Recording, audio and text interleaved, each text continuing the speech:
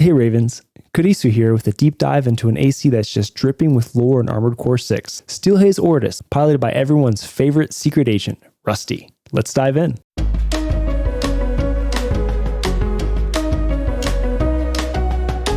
Shout out to user Pink Tusked Mammoth for suggesting this build video. Thanks for watching and the recommendation. Check out their channel for more great Armored Core content.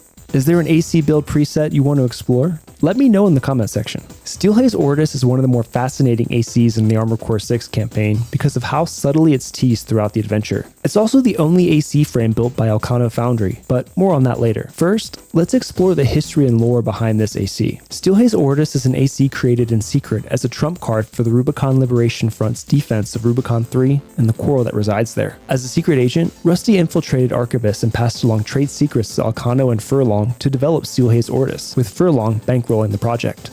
We catch a glimpse of this from Rusty's encoded comms record in the mission Retrieve Combat Logs after Raven takes the wall from this transmission. How could you? I know who you are. I've seen Uncle's files.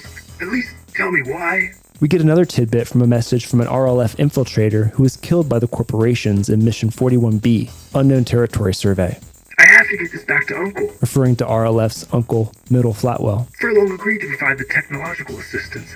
Now the new model can finally be completed. Referring to Steel Haze Ortus. He has to know, before those two destroy each other. This refers to the battle between Raven and Rusty as they get closer to the Quarrel Convergence where Flatwell tries to intervene.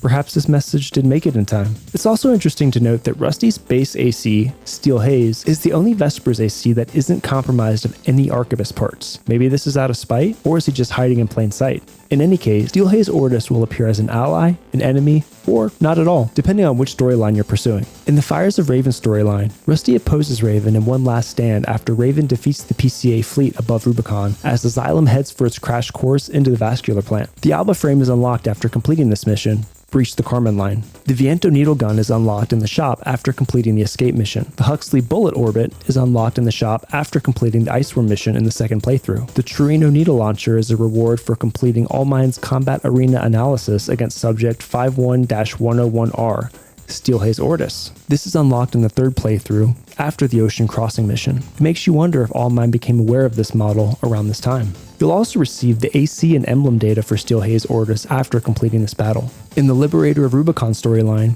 Rusty appears in Ortus to help Raven disable the generators on the Xylem. Unfortunately for our buddy Rusty, he's dispatched by Handler Walter after Raven defeats V2 Snail and Arquebus Balteus. Raven then faces off against their former handler atop the Xylem. In the Coral Release storyline, however, Steel Haze Ortus doesn't make an appearance after Rusty's defeat at Watchpoint Alpha. I feel somewhat disappointed that Rusty doesn't have a bigger impact in the storyline. With the in-game history of Steel Haze Ortus out of the way, let's explore some of the etymology behind this AC's naming conventions before diving into the components themselves. The word Ortus comes from the Latin verb oriere, which means to arise, to appear, or to be born. In Roman mythology and poetry, Ortus frequently symbolizes new beginnings, life cycles, and even the origin of empires. Historically, Ortus has been used to describe personal, political, and cosmic beginnings. This makes it a unique and appropriate choice for an AC designed to give Rubiconians a new beginning free from corporate reign. The Alba frame, made by Elcano Foundry, also has significance. Again, pulling on Latin roots, Alba means white or bright, usually referencing the dawn or light of morning. It carries with it a sense of purity, beginnings, or illumination. When you look at Steel Haze Ortus using the Alba frame and its intended purpose, this naming convention carries with it the hopes and dreams of Rubiconians looking for a brighter future. But those aren't the only part names with deeper meaning. This also applies to the AC's weapon loadout, namely the Viento and Torino needle weapons, also developed by Elcano. These weapons switch from Latin inspiration to Spanish, with Viento being a Spanish word for wind and being derived from the Latin word ventus. Historically, the word Viento has often symbolized change, freedom, and power due to the uncontrollable and ever-moving nature of wind. Torino is a Spanish word for thunder or to boom, and is often used to represent divine or supernatural power. The other armament that might have some significance is the Huxley bullet orbit.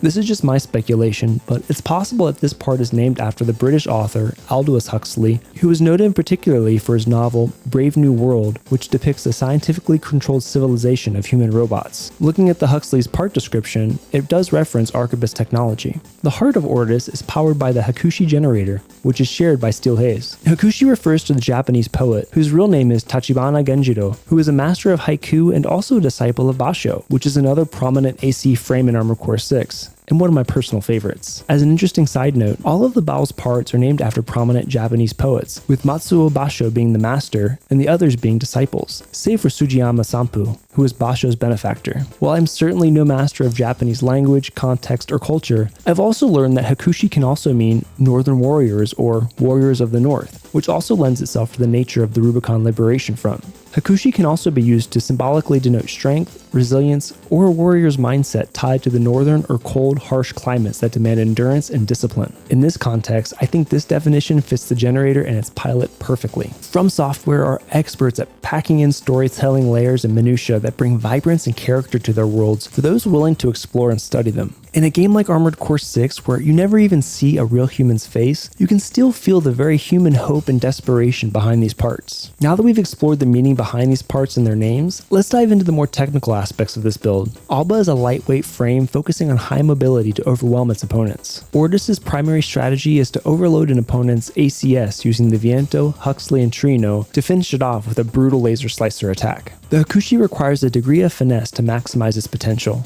so it makes sense that a capable pilot like Rusty would choose this generator for the rewards it can provide. Instead of the Alula boosters, which are found on STEEL Haze Ortus uses the PO4, provided by Furlong, which are highly efficient and can work well on lightweight ACs to maintain high mobility through rapid assault and quick boosting maneuvers. For a piloted AC, the Abbott FCS from Balaam provides the best commercially available targeting for close range combat. The last piece of loadout is Terminal Armor, which gives Ortus one final chance to complete the mission. While STEEL Haze Ortus is an incredibly stylish AC piloted by arguably the coolest pilot in Armored Core 6, the build unfortunately isn't that great, at least for competitive play. As a lightweight AC, the Alba frame makes a big trade-off of mobility over defense, and its weapon loadout leaves something to be desired. Usually a single Viento just isn't enough to pile up ACS stagger for a consistent punish, even when supported by the Huxley. And speaking of the Huxley, once the cooldown period begins, Ortus finds itself much more limited in its offensive options. The Trino, while a potent weapon and solid punish, can be easily dodged by a capable pilot. Compounding this is the Trino's long lock time, especially paired with the Abbott FCS, which has a low missile correction. So in my next video,